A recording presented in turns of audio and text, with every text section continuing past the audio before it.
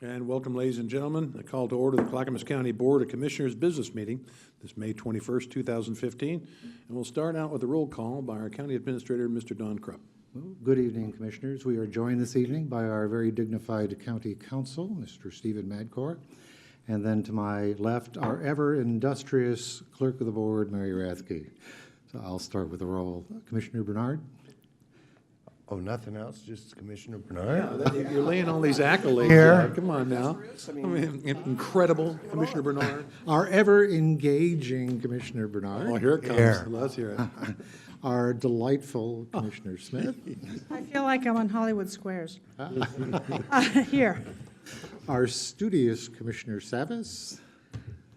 Here. Carefully picking these, isn't he? Our very diplomatically engaging Commissioner Schrader. Here. Oh, I'm afraid. And our ever well-organized chair. Oh, my gosh, we expect this kind of stuff every week, don't we, ladies and Yeah, gentlemen? I right. mean, that's probably good enough for that. He won't ever do that again. If you all please rise and join me in the Pledge of Allegiance. There is no comma after nation. I pledge allegiance to the flag of the United States of America and to the republic for which it stands, one nation under God, indivisible, with liberty and justice for all. As we always try to do, we try to do citizens communication first, but we have a presentation tonight. We like to do these occasionally when there isn't a long agenda so we can share with others, the public, about some important information and departments. Mr. Krupp.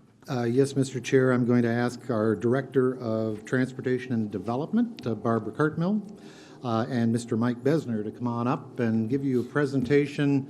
It's one of a series of presentations regarding the county's challenges with respect to road maintenance. We're going to hear more about the road ahead and that safe roads are no accident. So, Ms. Cartmill. Thank you, Mr. Krupp. Good evening, and thank you again for offering us this opportunity to bring a little bit of updated information on the road ahead efforts. We have received some additional information, some recent information from some focus groups and community discussion forums that were recently held.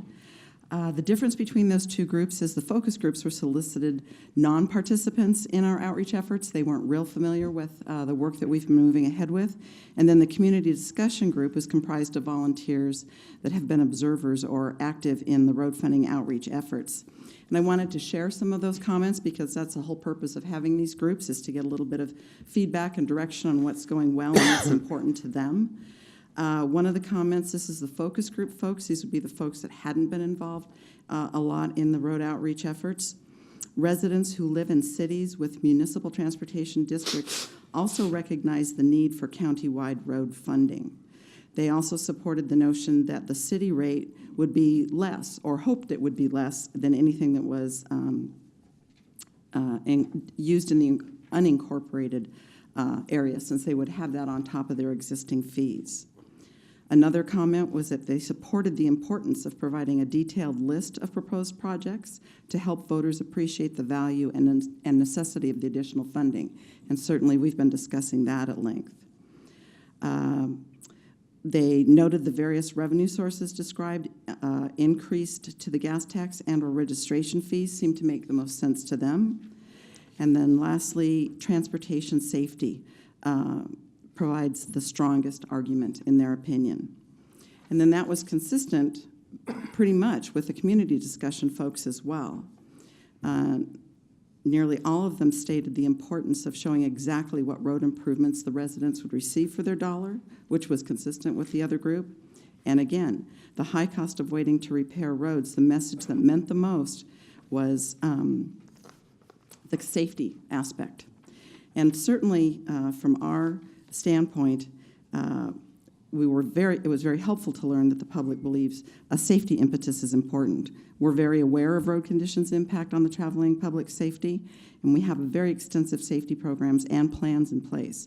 So Mike's going to walk us through and share some of the data that ties our pavement and safety together. Okay, thanks. Good evening. So, talking about safety sometimes could be a little sobering because in order to talk about safety, we have to talk about what's happening on our roads. And so in 2014, there were 34 fatalities on roads in Clackamas County. And that's not just county roads, it's city streets, it's ODOT.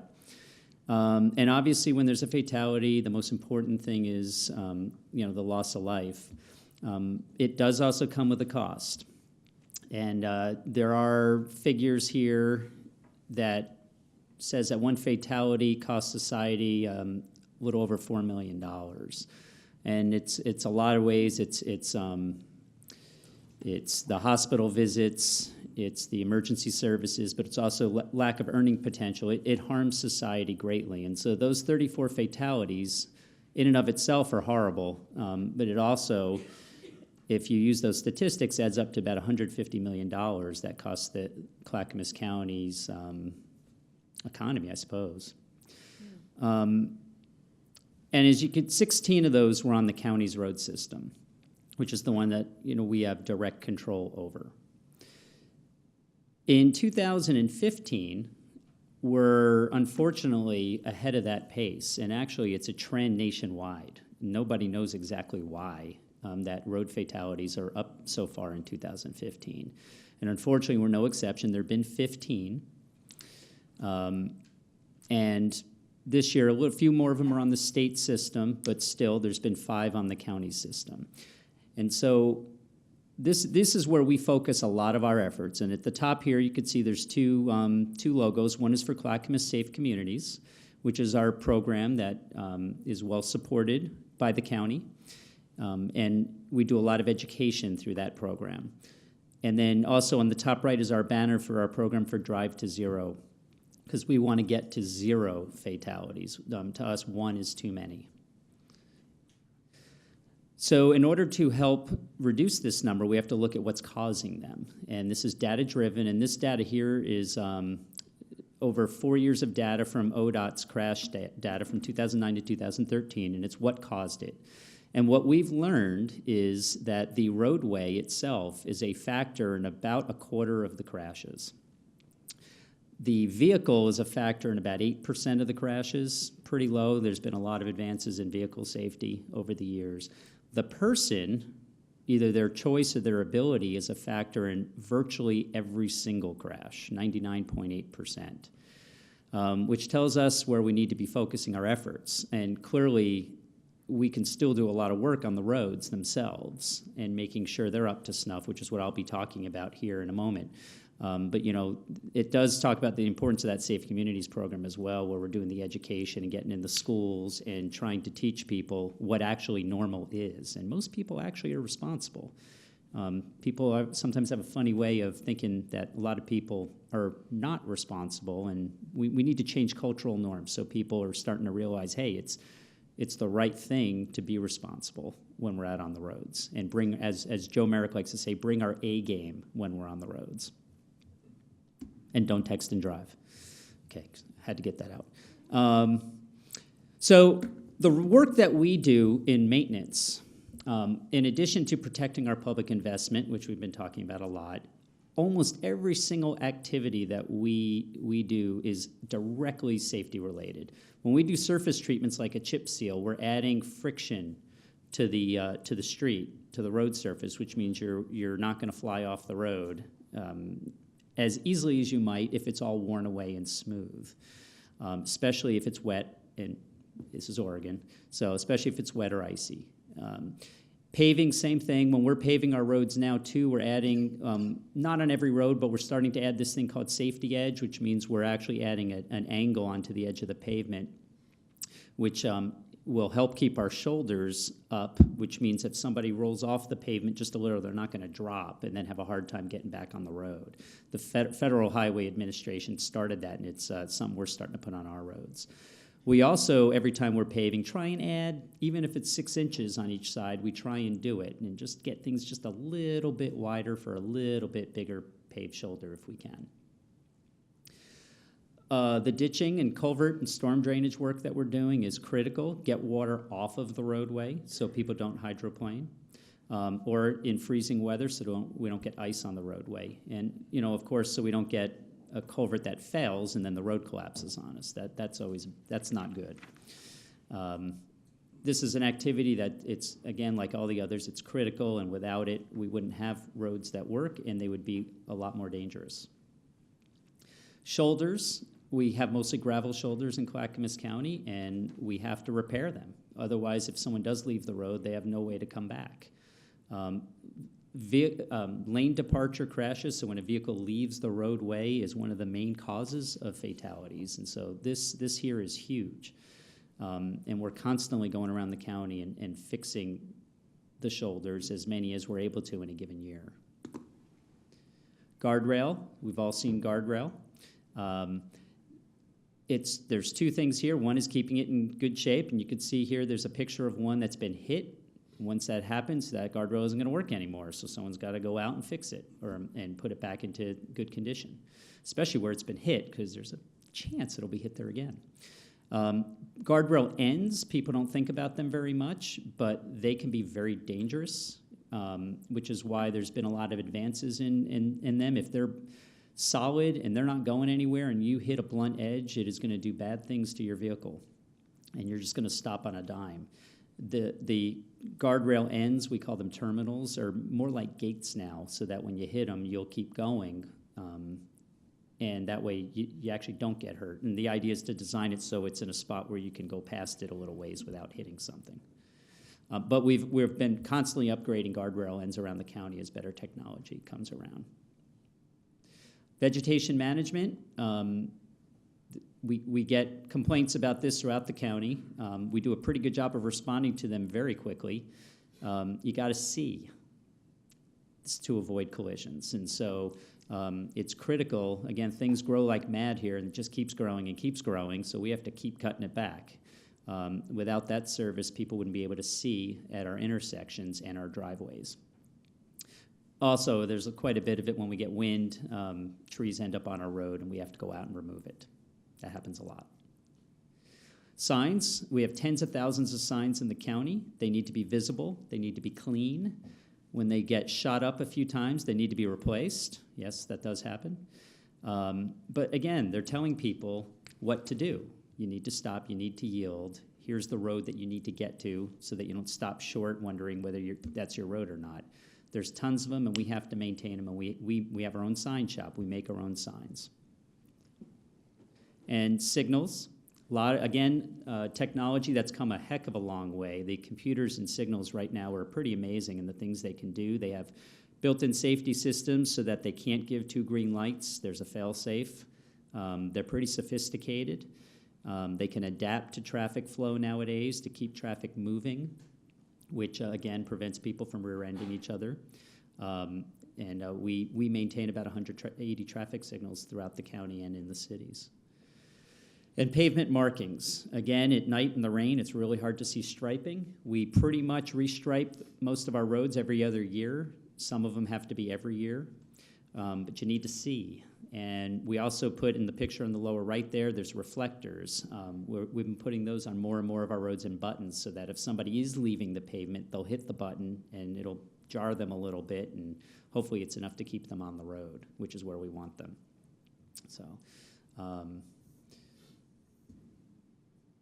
So safe roads are no accident. Without the good work that the counties, cities, and ODOT does, our roads would not be as safe as they are. Safety is part of the county culture, and it's becoming more part of the county culture. There's a safety impact on all of our staff reports to you, which I think is terrific, to raise everybody's awareness of safety and everything they're doing for the county. Performance Clackamas, which is our new strategic planning, we have a safety program that focuses on this. Our transportation system plan has lots of safety projects as a category. You, the board, have adopted, as the only county in the U.S., a Transportation Safety Action Plan, which is our roadmap to, no pun intended, roadmap to reducing fatalities. And our Safe Communities program, which has been very well supported, is allowing us to do the things we need to do to hit that human factor that we can't engineer our way out of. We've learned that much. So I'm going to turn it back to Barb. Yeah. Little late breaking news. I always wanted to have breaking news. So we've got a little bit of a schedule update that I wanted to share with you because we didn't have it the last time we got together at a study session. But before I get into that, I was going to share that last night we had the Citizens Academy at the road department to learn a little bit more about the transportation and development, and they took the same tour that you shared last week, Commissioner Savas, as well as a little bit of dog services. But the high point of the night for me was I took a little poll to see how many of them, there were about 20 of them there, had heard about our road outreach efforts, the education efforts, and if they'd heard any of the ads and stuff. Well over half of them raised their hands. And the Citizen Academy folks are folks that have not previously participated in county government. They're part of that program that is learning sort of from scratch about what we do and where we do it. And so I was just a little giddy that they'd heard of that. And one a woman came up to me afterwards and said, I have read your webpage end to end and supported the effort. She lived in Canby. So that was a positive. Barbara's little informal poll on the sly. So we'll see. Yeah, Mike was there as well. So to follow up a little bit on the schedule, our survey, the survey that we've all been waiting for after this last year and a half of meetings and public outreach and education to the very best of our ability, is going to take place between May 29th and May 31st over that 3-day weekend, about a week from now. The top line results should be back almost immediately, just after June 1st. What that is, we get the down and dirty data, but there's no analysis or details of it. We've scheduled a study session to come to you, the board, on June 9th to talk about those survey results, which will, pretty much help you with your decision to move forward. I'm going to be optimistic that we will be moving forward. And then on June 12th, Eco Northwest will be bringing forward their recommendations on the top funding options and what those might look like. June 23rd, we have another study session scheduled with you to talk about those options and receive your top 3 recommendations, to which we will then do another survey, survey in, survey out, survey in, survey out, to see what the public thinks of those recommendations and how well those might be received. And then in early August, hopefully we are preparing for an election. So that's just kind of back of the envelope, but we'll be back with you soon to give you official sort of written documentation on that schedule, but I thought I'd share that with you tonight. And with that, that's the most current news on the Road Ahead project. Commissioners, any questions of the presenters tonight? Thank you for your great work. I do have a comment, though. Go ahead. I just want to thank Barb and the road staff for their generous tour the other day, and the little barbecue thing that was going on happened to be at the same time. So I was really appreciative of seeing the equipment in the shops, and so I was really impressed. So thanks for doing that. Yeah. We don't have barbecues a lot. Twice a year we have our safety day out of the road department. Again, safety, little bit different type of safety, but safety nonetheless. And they're great for a construction crew, basically, which is what the road crew is. They come in with great numbers. They work very hard, prioritize personal safety, and twice a year they have classes all day on current stuff, and then we provide lunch for them. So that you were able to piggyback on that, which was great. They very much appreciated your participation too. You're always all welcome. Yeah, we must have missed it. You won't miss the next one. I was promise. to one earlier this year. Well, I'm chopped liver here. All right, Commissioner Schrader. I want to thank you and your department for all you do. I do want to give you a heads up, though. I did get a call from a constituent just the other day about a bike safety issue. So I'm just going to say, we don't have to go into detail here, but hopefully you can just follow up with us. And I'll do some work over the weekend trying to get a handle on what that question really was. I just got a message left to me. But I'm glad that you're prioritizing safety, and I think it's appropriate that that not only do you prioritize it, we are responsive to our citizens and our constituents. Thank you for this. Commissioner Bernard. The only reason I'm gonna say anything, because Mike's not here that often, but, dog services, it would be great at the end of each one of our meetings if maybe we featured a dog for adoption. For adoption? Yeah, Well, we could put a picture up. Well, you want Bezner to bring one in? yeah. I don't think you want me to bring a dog in, but we could look into that. Great. Yeah, that'd be terrific. That's what comes out of We have the lots of senior good dogs commission. at the shelter, ready to go to a good home. I did a 20-minute presentation at Wilsonville Rotary today. I was asked to speak before them, and I chose the road ahead. And they got it. They got that they were behind. I think it's so important for people to understand that this commission, and the commission before the people sitting up here, were great stewards of the money we received from our timber cutting revenue, which amounted to sometimes over $14 million a year. And that was, the majority of that was dumped into our roads. And now one would believe, well, the county's not managing their money well because they don't have money for roads. That's not true. We are precluded, as we've said many times, from using ad valorem or property taxes for our roadway purposes. And to drop all of a sudden in revenue, 6 or 7 years, drop from $14 million to zero, really. Secure Rules funds brings us $1 million a year temporarily. But that is not on the fault of the commission. We simply lost a whole ton of revenue, and now the question is how do we supplant that? So they had great reception to it, similar to yours, is they understand it, and they heard about it 50%. The question is, how will they vote when it's time to vote? Isn't that the question? Well, thank you, Mike, Barbara. Appreciate your presentation. And we're going to go to citizens' communication. I'll call you up in twos and put 2 on deck as well. The first person is Baldwin Vanderbilt, followed by Eileen Sarabia, and then followed by, Kyra Ortega Schmartz. I don't know, I'm sorry. It looks like Schmartz, you're printing. And then also, oh my gosh, you guys. Mayali Prado. I'll apologize in advance. So along with Baldwin, it's supposed to be Eileen Sarabia, so she needs to come up. And we'll let you, Baldwin, go first. Well, thank you. My name is Baldwin Vanderbilt. I've lived for 36 years at 3416 Neff Road in Oak Grove. I'm the chair of the Oak Grove Community Council, and I understand that there will be a board study session in June dealing with MAP 1, the McLaughlin Area Plan, and MAP 2. But since no public comments are allowed at those study sessions, I thought I'd take this opportunity to make some comments expressing support for the commissioners to adopt MAP 1 and 2. The McLaughlin Area Plan reflects the desires and vision of the area's residents and business owners. Its purpose is to guide transportation, housing, and economic development decisions through a set of priority programs and projects that will achieve the community vision established in Phase 1. The plan is evidence of a community committed to maintaining and improving the quality of life in the McLaughlin area.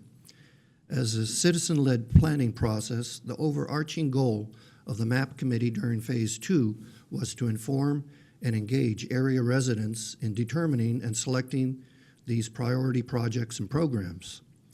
Public outreach during Phase 2 focused on gathering wide-ranging input from over 600 local residents and stakeholders, 15 business focus group attendees, and 25 technical advisory committee members. Information learned at the community workshops, the open houses, the online surveys provided key insights on which improvements to the area are most important to residents for achieving their vision. Business focus group attendees shared their unique perspective on the challenges and opportunities of doing business in the McLaughlin study area. Technical Advisory Committee members represented various agencies, cities, county departments, school districts, and special districts, each with an interest in the McLaughlin area planning efforts. After so much time, effort, and dedication that has been put into MAP 1 and 2, it is now time to acknowledge and adopt them. The Oak Grove Community Council Board voted unanimously to request that the Board of County Commissioners adopt MAP 1 and MAP 2. Thank you. Thank you, Baldwin.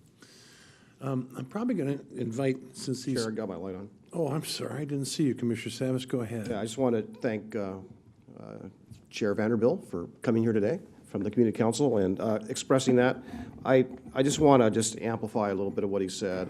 You know, when we started off on MAP 1, prior to me being a county commissioner, I chaired MAP 1. We just spent thousands of community hours, not because we wanted to spend thousands of community hours, but it was relatively promised that the county commission would act at the time that on at least adopting, supporting our work that we did.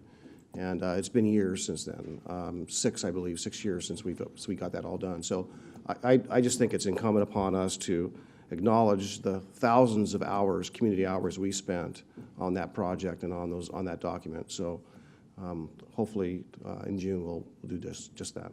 Thank you. Commissioner Bernard. I just want to add that it was a big effort, and I've been ready to adopt it for a long time. It's more a vision than a reality. There's a lot of money that could be spent in that way, but it's really more about expressing the desires of the community. And frankly, I think we should take some of those ideas and try to apply some money. And we are actually with McLaughlin street lighting. So we did take some of that advice. So I look forward to that discussion too. Thank you. Commissioner Smith. Yes, Baldwin, and I'm not going to try to pronounce your last name. I got your email. It was really well written and thoughtful. I appreciate your advocacy for this area. Yeah, well done. And now, Eileen, go ahead. My name is Eileen Sarabia. I'm 18 years old, and I'm a senior at Clackamas High School. We're a part of a group named Rebels that focuses and promotes a tobacco-free environment. We focus on our attention to youth because tobacco companies are targeting us as their replacement smokers due to the fact that their users are continuing to die from tobacco-related diseases. From September of 2014 through March of 2015 alone, Rebels from Clackamas County have reached a total of 2,966 students through educational events at local high schools and middle school presentations. Being a part of Rebels these last 2 years has impacted my life in ways I had never imagined. I initially joined Rebels to prevent students and peers from smoking because I've seen what tobacco can do to a body firsthand. My uncle and grandpa were both smokers, and even as a child, I can see the detrimental effects on their lives. As time went by, the Rebels have grown and expanded with its influence. I'm proud of this team and all we have accomplished. A concern of mine is the fact that tobacco retailers are not licensed. With no regulation, there's no way to assure that my neighborhood stores are safe from tobacco. With lack of this license, stores across the street from my own high school are allowed to sell me tobacco products. Classmates can very easily go down to the store during lunch and buy popular flavored Swishers to distribute among friends and use during the school day. I don't feel safe inhaling the secondhand toxins from their tobacco use that is being used next to me and my peers. Tobacco retail licensing will cause my peers to steer away from tobacco because it will not be as easily obtainable to them. Requiring a tobacco retail license would be helpful in communities all over Clackamas County by letting kids and teenagers know tobacco is dangerous. They will be less inclined to trying any form of tobacco. This will promote more tobacco-free bodies and healthy lungs for all. Thank you for the opportunity to be here today. Thank you. A tobacco retail license. Now, our understanding is it's illegal to sell to people under 18 years old. You know where it's happening, where it's under 18? Most tobacco products are used, you can't buy them if you're under 18. But e-cigarettes are not FDA approved, so any kid can buy them. As of recently, they put the law that you can't buy them unless you're 18. It's legislation that Kathleen Taylor, among other people, Representative Kathleen Taylor, put forward. And this board did back that and sent me down to testify at the legislature. And next week, they're doing a ceremonial signing, and it will restrict the sale of e-cigarettes to anybody under 18, because right now, anybody can walk in and buy that flavorful stuff. Anybody can. I mean, so what's interesting about that is that it'll prevent that from happening in public as well, because like you say, it's secondhand smoke in any way, shape, or form. It still is. And it'll also even prevent it in vaping shops. So that'll be interesting how that comes down the line. But we have taken action here to try to do that. And prior to that, I think it was just late in last year, we declared all of our buildings on Clackamas County property, whether they're leased or owned by us, to also be e-cigarette free. So we're following your lead, and it's good advice. Thank you. Commissioner Smith. Yes, for the public, the group has some really interesting T-shirts on describing cigarette ingredients. Could you stand so our camera can see those? And maybe if the folks in the back can see cigarette ingredients: rat poison, methane, carbon dioxide, barbecue lighter, chemicals, and carcinogens. And that spells rebel. Is that right? Yes. Okay. Yeah, it does. Good. Yeah, I you can't get it. see that far. But thank you for coming. That's very unique. Okay, thank you so much. And the next two are Kyra Ortega Schwartz and, oh my gosh. What do you see there? It's just. Somebody's going to tell me. The Lord, Prado. Last name Prado. No, anybody named Prado here? Prado? Now, somebody filled out this card, ladies. Is it a secret? Go to the next. Prado. Nobody Prado? Okay, we won't go with Prado. She's going to come forward and, Oh, they. oh, are you? Well, whoever's extra. Let's see, let me go through them. How about Kathleen Right. Franch? She'll come up? All right. Oh, darn it, huh?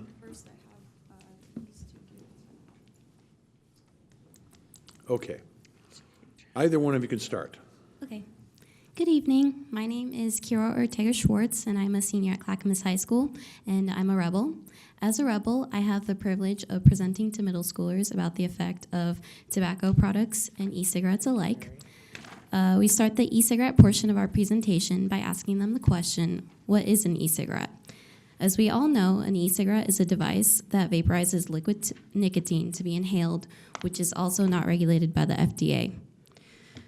E-cigarettes present a challenge to my peers and I because there is so little information regarding their effect on the human body. The difficulty lies in trying to get a 13-year-old to understand that doctors and scientists are not all-knowing, that there is no way to know how using an e-cigarette every day for 50 years will affect a person because they've not been around for 50 years. There is no scientific basis which proves that this is a safe product. With middle schoolers, we try to focus on explaining how the fact that they are not regulated by the FDA is a danger in of itself.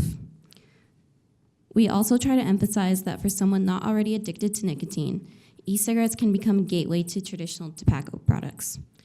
We present them with the scenario: you go to the 7-Eleven down the street to buy a cartridge for your e-cigarette. They have run out, so you need another form of nicotine. You decide to buy a pack of menthols. This is how e-cigarettes can lead you towards tobacco. Our overall goal is to make sure that students can make an educated decision, but we cannot control their actions. Creating more barriers which will separate youth from accessing and using e-cigarettes will only benefit the community.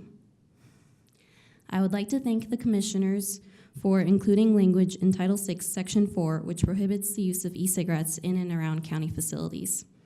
I would encourage this to be expanded to other public spaces, such as parks and shopping malls. These are places where I've seen my peers using these products. Thank you for the opportunity to be here today. Thank you, well done. Yes. Okay, so good evening to Chair Ludlow and the Board of County Commissioners. Thanks again for this opportunity. My name is Catherine Franich, and I am a senior at Rex Putnam High School. I am the president of our school's Unity Club. We are also partnered with Vibrant Future Coalition. Me and members of my Unity Club are here to talk to you about the concerns we have in our community involving the e-cigarettes and the use of flavored tobacco products under the age of 18. And first off, to be clear, we actually do strongly oppose these. And there are many flavored tobacco products being sold to people under the age of 18 because people don't know that e-cigarettes contain nicotine. A lot of the people that are selling these to people under the age of 18 aren't aware that they actually contain nicotine. They're not educated. And I have some visual aids, if it's okay if I bring those up. You mean pictures or something? It's actually, I have a jar, it's a jar of the actual. You can put that right up on that Explain. bench right in front of you, that little bench, so that the cameras can, there it is, so that the cameras can Have a focus in on smell. that. That'd be great. Yeah, right there is great. These actually have a really strong smell of fruit flavors and candy. They look just like candy, so you wouldn't be able to tell the difference if you were buying them for a kid younger than the age of 10 so that's all I have, and then my friend Maoli over here is going to explain what it is that I am talking about. Yes, I might note that when that bill is signed, it's an emergency bill, and so that law will go into effect immediately. And yes, when we testified, I heard some of the flavors that were very alluring to young people. Tutti Frutti, Chocolate Delight. And what's interesting is I was listening to NPR, and they were interviewing a professor at Portland State who'd done some research into the chemical that actually is ingested. And it had a formaldehyde base. And it caused a browning, and this is a chemical. It's like, we talked about secondhand smoke. Well, this is a secondhand chemical. After it comes out of somebody's lungs, you get to breathe it too and catch whatever you can. So it's interesting that it is really an unknown as to some of the ingredients in these things. We've also heard that there's been hash oil, et cetera, used in those cigarette things. So I really appreciate you all coming here and your message to us tonight. Thank you both. I'm going to call up the next two. All right. Gonna say it again? Maoli Prado. All right. And who are you coming up with, Maoli? Oh, I messed it all up. How about either Leslie or Andrea then? All right, great.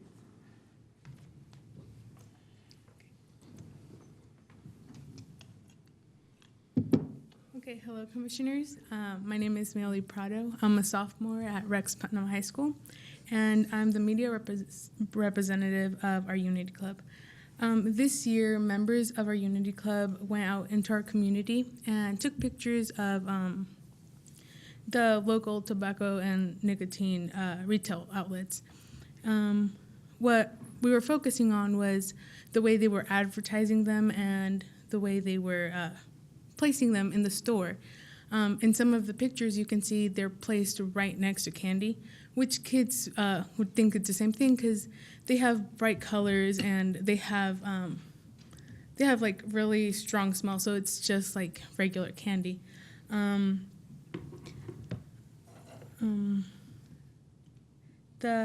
The vape pens, which I think are somewhere in here, most of them have really bright colors, which are actually meant to just catch our attention because some kids just think it's cool. And what they're also using them for is using it for their marijuana that they buy and stuff. So it's just like being more harmful for them. We're concerned for our classmates and younger generations because they're just being attracted to these products. And people selling, like Kat said, the people that are selling them don't know what's in them, so they just think they're better than regular cigarettes.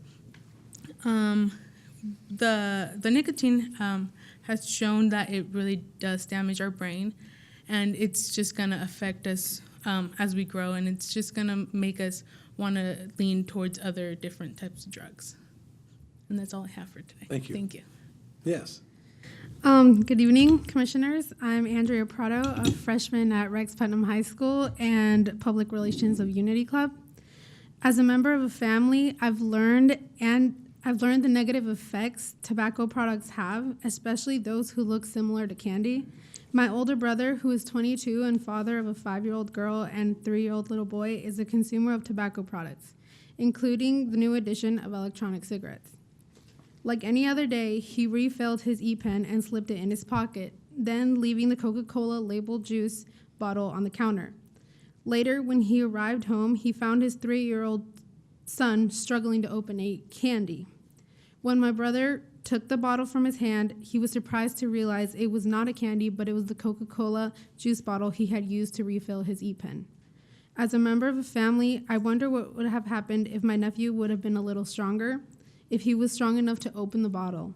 What would have happened if he had ingested the juice inside the bottle? But then I questioned what could have happened if the nicotine-containing bottle could have smelled like nicotine, if it could have had a colorless label, if it could have looked less like candy and more like what it is. Thank you. Excellent. Well, you know, Mr. Chair, when these are the rebels, when I was in high school and rebelled, I got in trouble. They don't. They get a license to go. That's pretty good, isn't it? I don't know if it's good, but it happens, that's for sure. Thank you, sisters. Thank you. And Leslie Rivera. And you know, I think that you have a chaperone here tonight. I think it's important that that person, or one of them, you got a couple of them there, but come forward and talk about, and this is a fantastic pictures you gave us of a heck of a lot of people, young people involved in this program. So I think it's great if one of the adults would come forward, hint, and talk about this program, how it got started, and what you do to encourage these young people. So yes, Leslie. Good evening, Chair Ludlow and board members. My name is Leslie Rivera. I am a freshman at Rex Putnam High School, and I am a member of Unity Club, working as secretary. Before anything, I would like to give you thanks on behalf of my friends and I Can for you this move that great microphone a little closer to yourself? Pull it right towards you. There you go. Yeah. Thank you. Before anything, I would like to give you thanks for allowing me and my friends to come here today and talk to you about our thoughts and concerns on our community. As we have informed you, we strongly oppose of the sale and use of tobacco, flavored tobacco, and e-cigarettes in our community, especially in teens and young children. The four of us, together with some help and research, have come up with a few proposals for a few changes that can happen to combat the sale and use of these products. We think that regulations of placement for flavored tobacco and e-cigarettes should be set.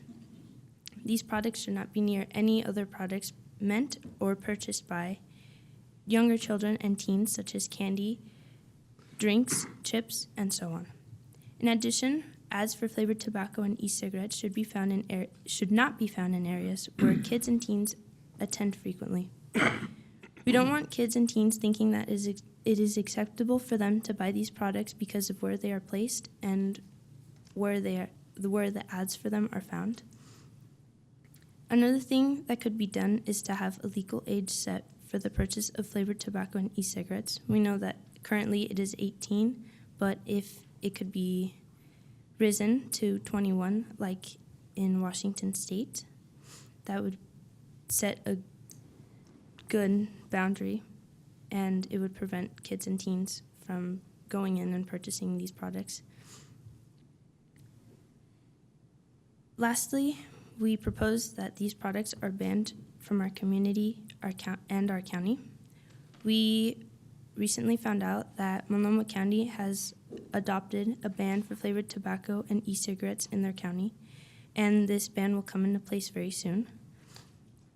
We know that these events are happening around us, and we believe that we can take on the challenge of adopting some examples and taking a stand against flavored tobacco and e-cigarettes. Again, thank you very much for your time, and we hope that you consider our proposals. Thank you. And now an explanation by a mentor. Hello, I'm Abigail Wells. Good evening, Chair Ludlow and Commissioners. So I'm a part of Vibrant Future Coalition. I've been here a few times, more so in the marijuana realm, the medical marijuana, and I'm sure you'll see me again with Measure 91 and all of the things that are coming forward with that. But this program, it's a Unity Club, and it's our youth coalition that we have in the North Clackamas County area. So Milwaukee, Happy Valley, some unincorporated Clackamas County, and then parts of Oak Grove. And basically, we partnered with Rex Putnam High School students who were there who were really passionate about making change in their school. And so they've done a ton of things within their school to make change as it relates to bullying. They put on like Pink Shirt Bullying Awareness Day, and they've done a lot of drug and alcohol education and advocacy, and they've just done a wonderful job taking on some of these things. And then they're working more towards spreading some of this environmental change into the community in all of Clackamas County. So yeah, that's basically what we do. We try to reduce drug and alcohol use amongst youth. You know, I take note that you should know that Jeff Jorgensen, head of construction and maintenance at the county, is a Rex Putnam grad. Gary Schmidt, our public government affairs director, is a Rex Putnam grad. Sherry Anderson, our county treasurer, is a Rex Putnam grad. Sherry Hall, who's our county clerk, is a Rex Putnam grad, and I am a proud Rex Putnam grad. Go Kingsmen. But it must be a breeding ground for leadership, as proven here tonight. So we applaud you, literally. Congratulations. Well done. I might note that Abigail was one of my unsung heroes some weeks ago. I hope you got to watch that tape. Yes, I did. Thank you so much. You're welcome. Very much We're appreciated. very proud of the work you do in our community. Thank you for that. Well, thank you, ladies. Well done, and great courtesy, timeliness. You stayed on time. Well done tonight. Thanks again for coming. Can I also say Jamie Zettner has been a huge help too from Public Health. We've partnered with her, and she's helped us a lot along the way as well. So just giving her some recognition. And like you say, we'll be seeing you on Measure 91. Commissioner Bernard. Well, also, you know, I think that the topic of taxing cigarettes has come up many times, but it never goes any further. If you go down to Australia, it's $24 or plus for a pack of cigarettes. Imagine if there was that price here. I don't know about you, but I was lucky to have $2 to spend in a week my parents would give me, but $24 or more a pack of cigarettes is a lot of money for any kid. And, you know, I'm sure the money we do get out of taxation of cigarettes doesn't come anywhere near covering the cost to the public. So I don't know why. I'd say it's a testimony to the power of lobbyists in the state and throughout the country that the taxes aren't much higher. But, you know, I'd also say that we were going to adopt that e-cigarette thing and decided, well, the legislature's going to do it. Why don't we just wait and see what they do? But since they did, there's no reason for us to do it. But we have made an effort to, you know, if you go to some of our housing facilities, you'll find smoking areas outside and sometimes off property because, you know, we've tried to battle that within our public facilities too. So thank you very much for coming tonight. And I hope that someday a jar like that will be brought up here for marijuana, showing that all the things that look like candy that are sold right next to the candy, that is in fact marijuana. So it's already true, I know. And so that's my biggest fear about marijuana in this state is gummy bears and everything else that I don't know about you, but I have brownies every once in a while. I've never been able to just take one bite. Not those brownies. And I forgot, by the way, the judge of our Justice Court, Judge Karen Brisbane, also a Rex Putnam grad. Commissioner Savas. My son and daughter graduated from Rex Putnam, so. There you go. Hey, there's a theme going here tonight. Just wanted to say that's a great cause you guys are working on, and it should be pointed out that in the back of the shirt, it says Rebels with a Cause. Great cause. Thank you. Commissioner Schrader. Well, I have to say something now, too, because I did my student teaching at Rex Putnam, so no offense. I know where it is. We all know. Yeah, I drove by it the other day. Does that count? I was a biology teacher, and I remember the young people I taught way back when I was 30 years younger, actually, and they exhibited leadership then, and it's nice to see that the tradition of leadership at Rex Putnam High School is still going strong. And Clackamas. And Clackamas, Clackamas that's High right. School, that's right. We had to get that in there, too. Thank you. I want to get in trouble with you, ladies. All right, thanks again for coming here and taking the time tonight to talk to your commission. Appreciate it very much. Quit it. All right. I'm harassing the chair with the lights tonight. He doesn't Playing with know. my Christmas tree Yeah, here. you don't know what I'm going to do here. Okay. You were bugging me to death. And so that's the citizens' communication. And now, Mr. Krepp, we have the reading and adoption of a previously approved land use ordinance. Yes, I'm going to invite Mr. Nate Boderman from the County Counsel's office up to the dais. And we're considering an adoption of an amendment to the comprehensive plan to implement the active transportation plan. So, Mr. Boderman? Thank you. Good evening, Commissioners. Nate Boderman, Assistant County Counsel here. We have for you this evening. Did you go to Rex Putnam? I did not. Oh, okay, I did not. just I checking. drove by Rex Putnam today, though, during my lunch hour. So. We do have an order to adopt certain text amendments for you tonight on the Clackamas County Comprehensive Plan, like was mentioned. This relates to the Active Transportation Plan, which has been identified as ZDO 251 and includes amendments to the Transportation System Plan, which is Chapter 5 of our county's comprehensive plan. The purpose of the Active Transportation Plan and these amendments is to identify principal active transportation routes that connect destinations and communities in Clackamas County. Public hearings on ZDO 251 were held before the Planning Commission on February 23rd, 2015, and before this Board of Commissioners on March 18th, 2015. At the close of the hearing, this board voted unanimously to approve ZDO 251 as recommended by the Planning Commission, along with the following change: to replace the word develop with the word seek in policy 5AA2. Staff has prepared the order materials in front of you this evening, consistent with the direction you provided at that March 18th hearing. Staff has also made some housekeeping changes for final quality control, formatting, and consistency purposes. So the order materials you have before you this evening do reflect the changes I've just described and which you've previously approved. It's staff's recommendation that you approve this order, and with that, I'm happy to answer any questions that you might have. Commissioners, any clarifying questions of Mr. Boderman? All right, I'll ask for the motion. I move we read ZDO 251 by title only. Second. All right, motion made by Commissioner Bernard, seconded by Commissioner Smith to read ZDO 251 by title only. Any discussion? All right, Mary? Commissioner Bernard. Aye. Commissioner Smith. Aye. Commissioner Schrader. Aye. Commissioner Savas. Aye. Chair Ludlow. Aye, passes 5-0. So I'll ask the clerk to read ZDO 251 by title only. Okay, ordinance number ZDO 251, an ordinance amending Chapter 5, Appendix A and Appendix B of the Clackamas County Comprehensive Plan.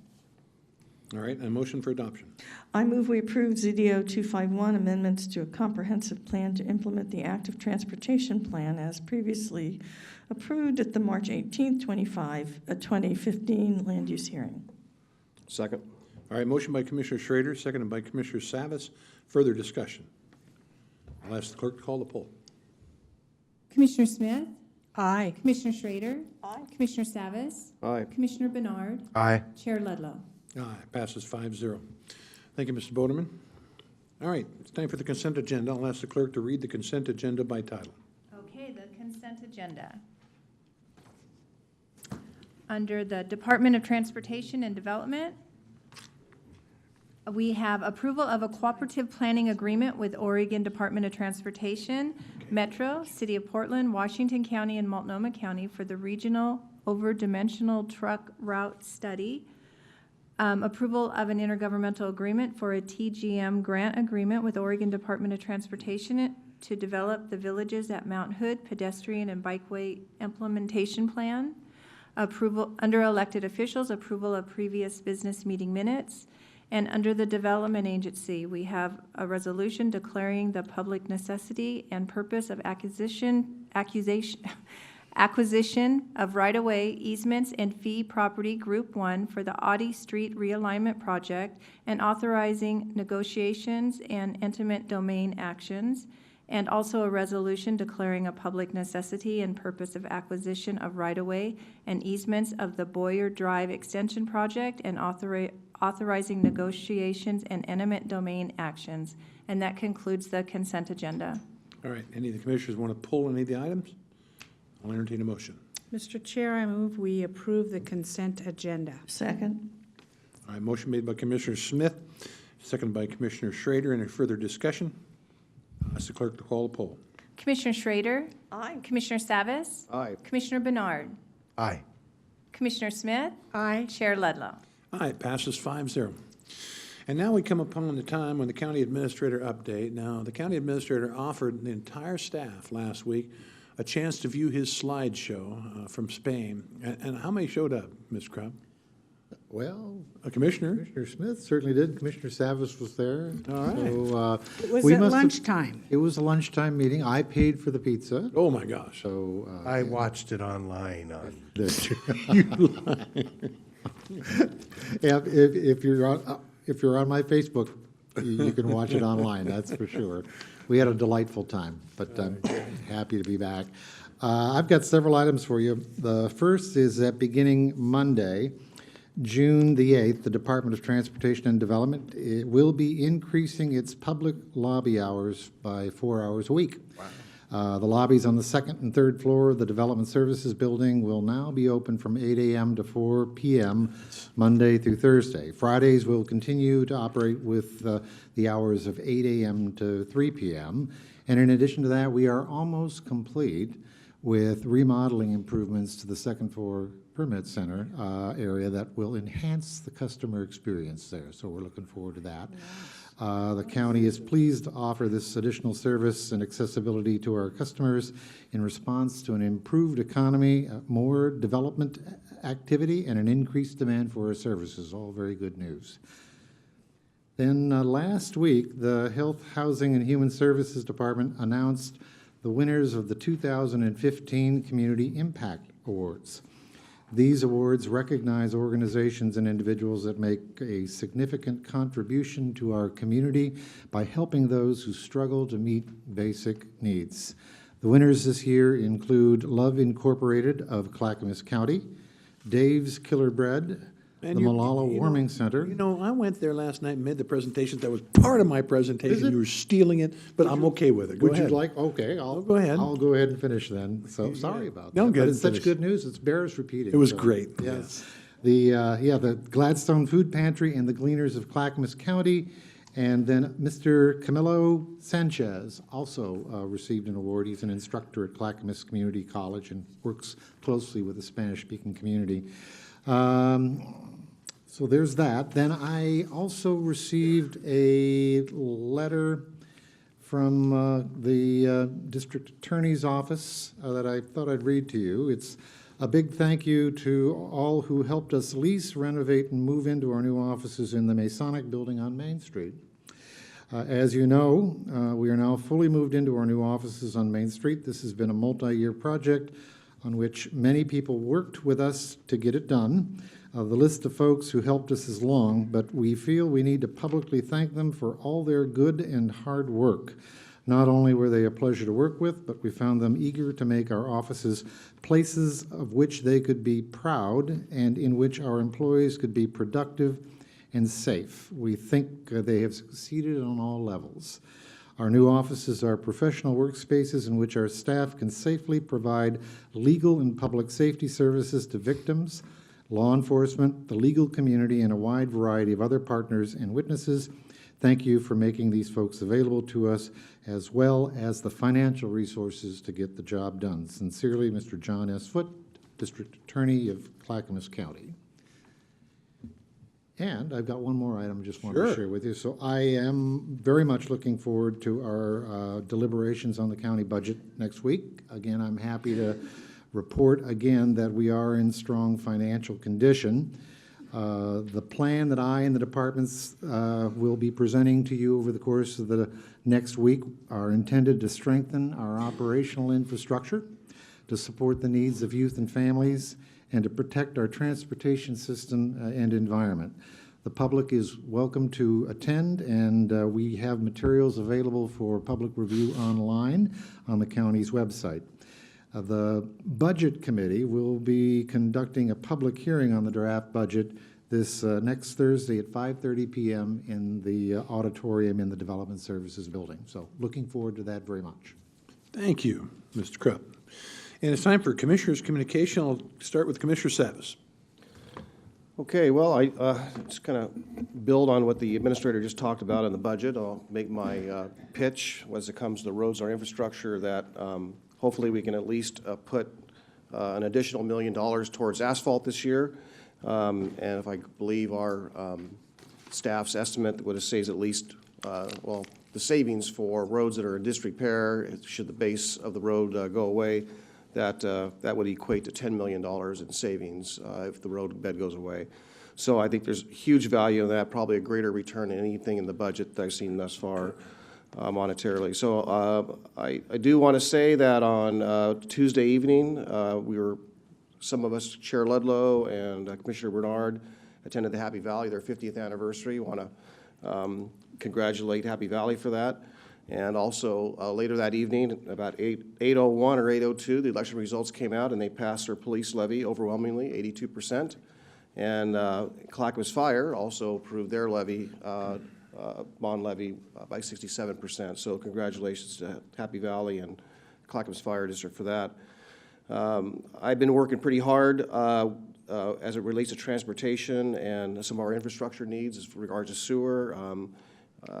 Got a lot of good meetings this week, and I think was taken aback years back when I realized that governments fight governments often, and it's kind of disappointing that public dollars are wasted sometimes when jurisdictions fight one another. And when everyone works in good faith, the ratepayers, the taxpayers all save a lot of money.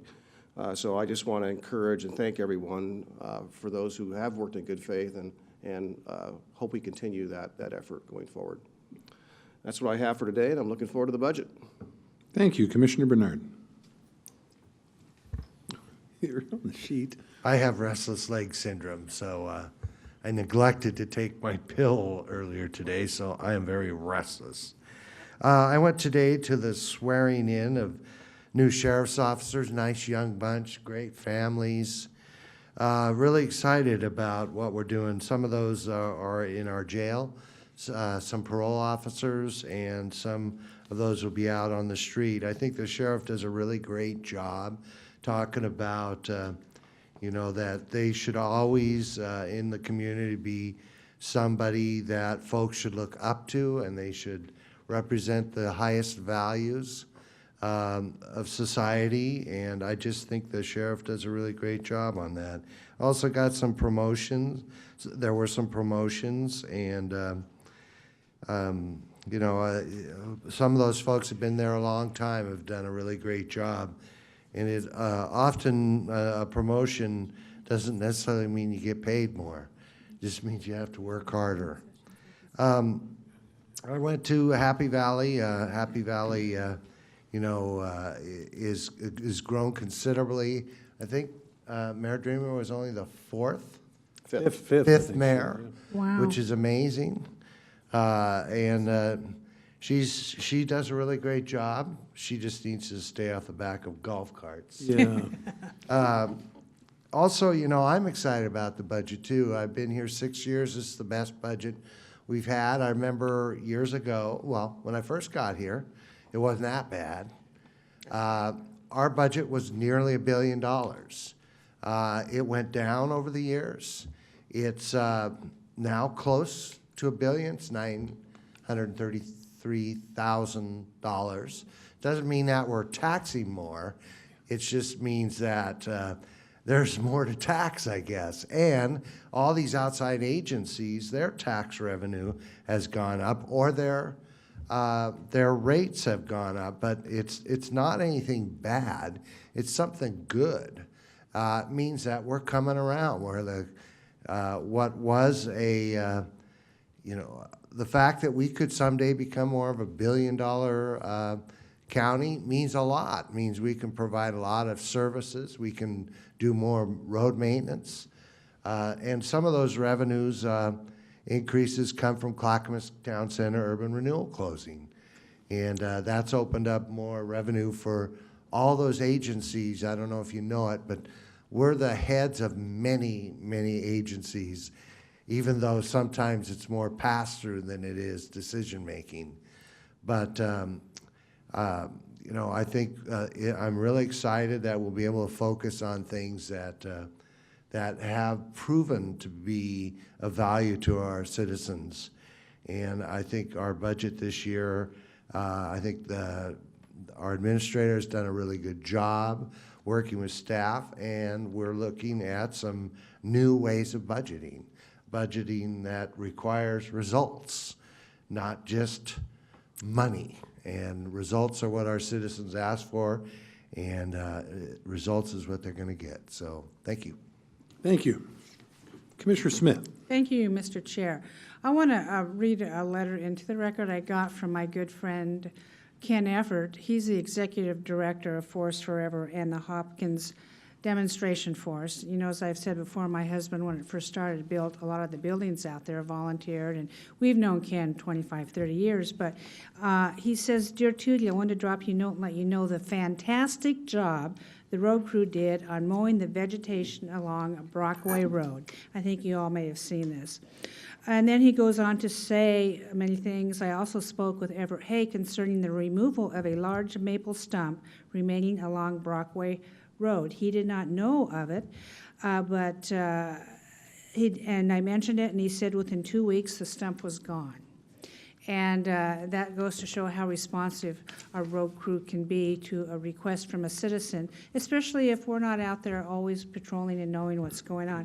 And I thought that was very nice. Thank you, road crew and Everett Hay.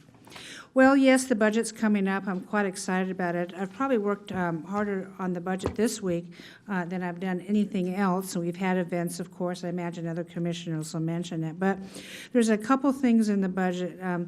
We have a small grants program of $200,000 that we give to people in the community who do really, really good work, helping the homeless, feeding the poor, putting a roof on a veterans facility, something like that.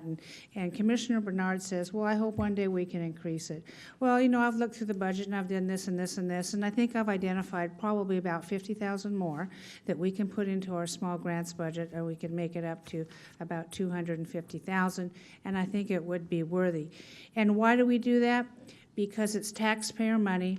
It goes back into the community in the form of taxpayer money, and it also alleviates the commissioners from having to say no to people, because we are approached a lot for, will you give us money? Will you give us money? And so it's a good way of just trying to help out people who are not as fortunate as the rest of us. Also, we have a pretty hefty amount set aside for facilities maintenance, and I want to thank our administrator for doing that. I believe 1.4 million, was that right, for facilities? Yeah, and I also identified another 300,000 that I think can go in there, and I used that number, and your light bulb just went on, I bet, in there, because I really want to beef up that funds, because we have the fair that is in dire need of repair, restoration, building a new barn, whatever we go about it. We also have Parrot Creek Ranch, a facility for youth, mainly boys, to fix their behaviors and get them on the right road to being good people. That's very valuable too. So I look forward to our budget discussions on those very important items. I'm going on a little 4-day camping trip. I'm going to be totally electronic free, of course, except for my favorite people who might want to call me, and I guess that would include this board.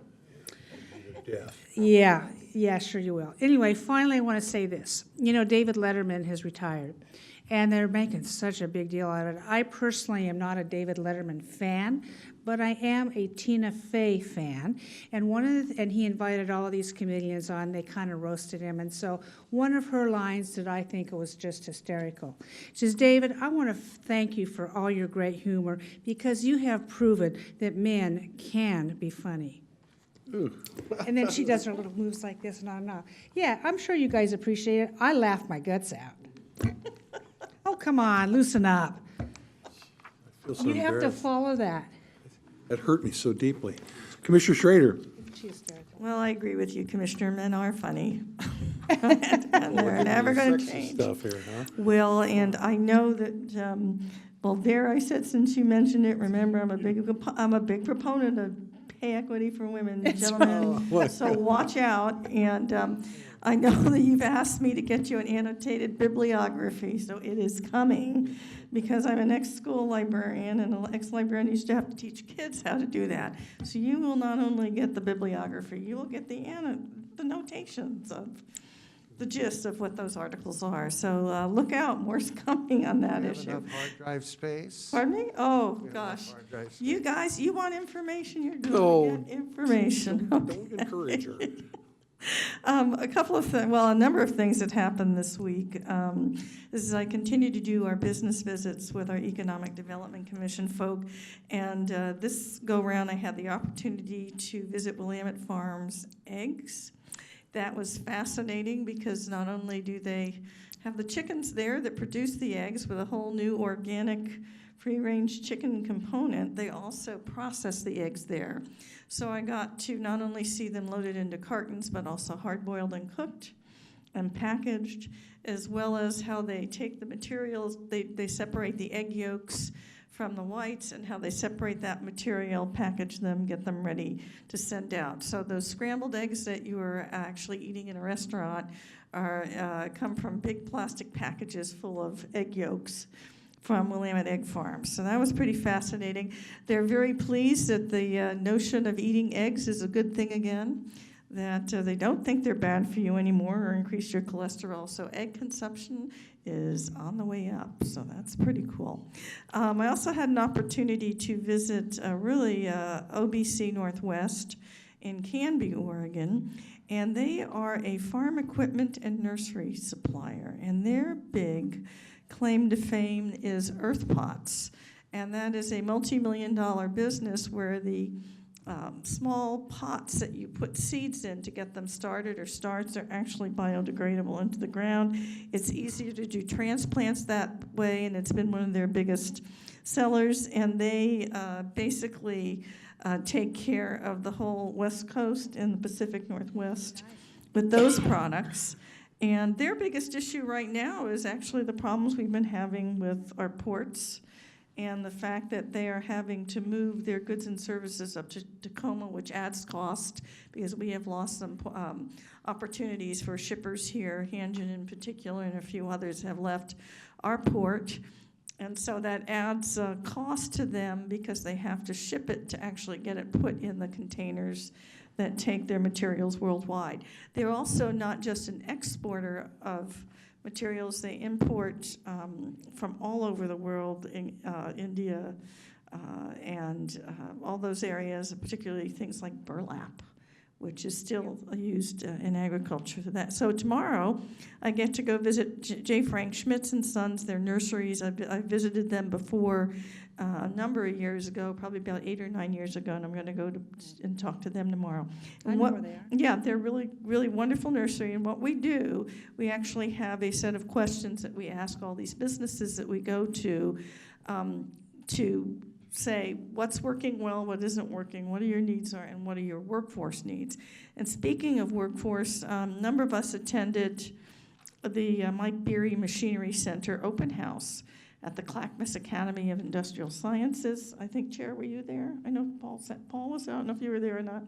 But this is a new machine area that it's kind of a charter school, and they are actually funneling kids into these kinds of trades areas because there's a great need for kids that not only can work with their hands, but use the advanced technologies and the computer equipment to do that kind of work.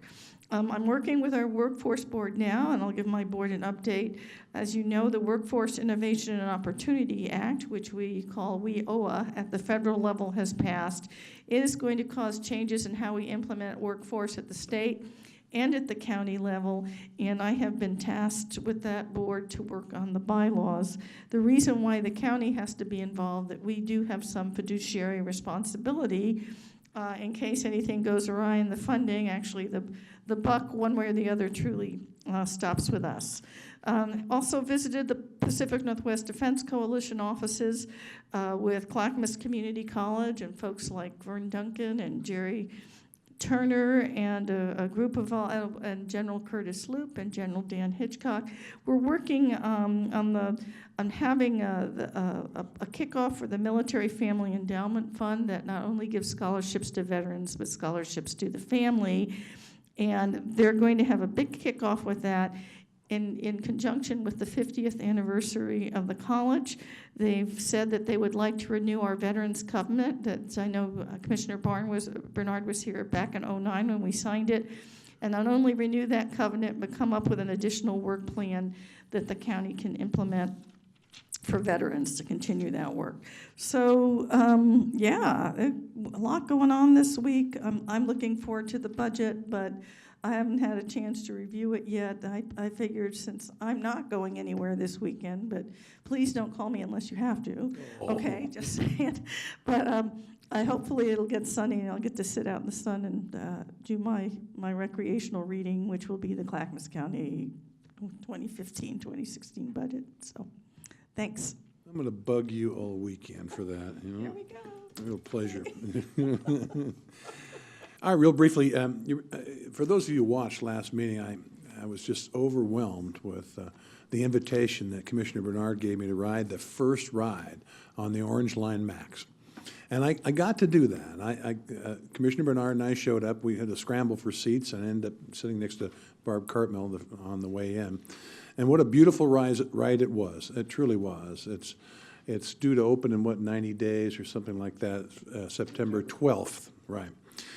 But I will say this, and I've said this before, at $215 million a mile, when a fix for 205 is $250, okay, we've got the rail. I'm glad everybody's delighted. Now it's time to put our money where it's most needed, and that's to move transportation, people, move services, move goods, move trucking along I-205.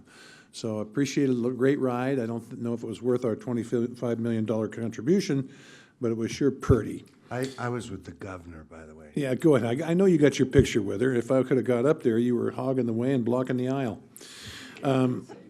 So I had a 3-chair luncheon the other day with the chair of Multnomah and Washington counties. We have a good time in talking about mutual interests, legislatively especially, but also other far-ranging items. Went to the Clackamas Global Export Summit. Many of us were there the other day. It's great to see attendance about 80-plus people. I went to the 50-year anniversary of Happy Valley. Like Jim said, it was really great. And Lori Dreamer is the mayor, and she's the only female on that council. But she holds her own, believe me. She's a dynamic person. We had elected officials lunch yesterday at the Justice Court, hosted by Judge Brisbane. Community Impact Awards last night, and Don's already stole my thunder. It was great. And you know, you start thinking about the impact our volunteers have. If we have a ton of volunteers in this county and doing so many great things, and you figure if each of them volunteers 10 hours a week, okay, and then you say they do that over the year, just 400 people at $50 an hour, because believe me, that we have a lot of employees, and there's at least with benefits $50 an hour, but only 400 people working 10 hours a week amount to $1 million worth of savings for this county, delivering services that we normally could not. What a great time to see businesses and individuals honored for their great contributions to this county. A budget meeting, yeah, they will mention that. E-cigarette signing next week. Again, it's great to see these young people here tonight. And germane to that conversation is that it is a good thing. I can't wait till it gets implemented and at least get these dangerous things out of the hands of small humans. The action that we took this week was we directed on a 5-0 vote for our staff to look into helping to create a trail along the Clackamas River on the properties that we own or control. This is on their master plan to be a much larger, longer trail that would reach from Carver all the way down to Highway 99. So we're working on that. It's a feasibility study, if you will, and also looking very much for grants out there. Speaking of grants, we are applying for a construction excise tax, and that's collected by Metro, not by us, amount of money to help plan for the Stafford area, transportation-wise and possibly infrastructure-wise. We sent a letter on the Willamette Falls Legacy Project, and then the other things that I have to mention here are the following. Mary's going to put up the Clackamas County Commissioners 2015 Town Hall meetings. So our next one is coming up in June 17th at Milwaukee High School. Build a strong infrastructure is the topic. Last time people almost stuck to the topic. We're hope that they're going to this time. And then comes August 31st. Ensure safe and healthy communities at Canby, and then finally honor, utilize, promote, and invest in our natural resources. And that'll be held up at Welch's. You can see the time and place. This year, we'll also, for the second year in a row, be holding a business meeting at our county fair, so depend on that. Last year, I tried to gavel down a goat that was a little out of hand. He ignored me and kept on going. And then the train, Martha, you've obviously had those. Oh, that was Paul. I think that was Stephen Radcliffe. It could have been our county council. I hope not. And lastly, oh yes, excuse me. There was another note here. Mary keeps me on track here. Because of the budget meetings next week, there will be no work sessions and no business meeting. It'll stop the applause. It's okay. We're going to take a little hiatus from that and do our important budgetary work. And finally, Memorial Day is a federal U.S. holiday that began after the Civil War, and at that time was known as Decoration Day, to commemorate the Union and Confederate soldiers who died in the Civil War. By the 20th century, Memorial Day had extended to honor all Americans who have died while in military service. In 1968, Congress declared the last Monday of May as the official day for Memorial Day. It is also known as a day that marks the official start of summer, a day when families get together for barbecues and parties. This Monday, Memorial Day, please take a moment from your day of celebration and leisure to reflect on the brave sacrifices of those who have given their lives for this great nation. In honor of Memorial Day, we will adjourn today's meeting in memory of all those brave men and women. Ladies and gentlemen, have a fantastic 3-day weekend. This meeting is adjourned.